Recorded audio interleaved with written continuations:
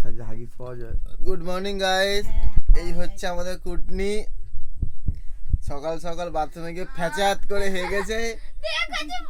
দেখো গেঞ্জিতে দেখো দাগ পড়ে আছে। হেগে ছুচাইনি, সকাল সকাল চলে এসছে আমার নাড়ুকে ছুতে।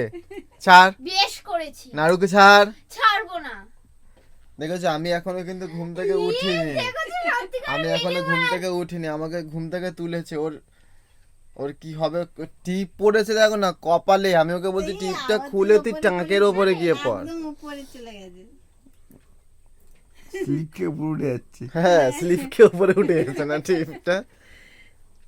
কুটনামি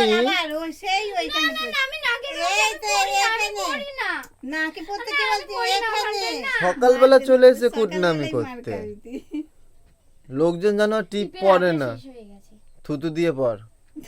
আর আমি থুতু দিচ্ছি।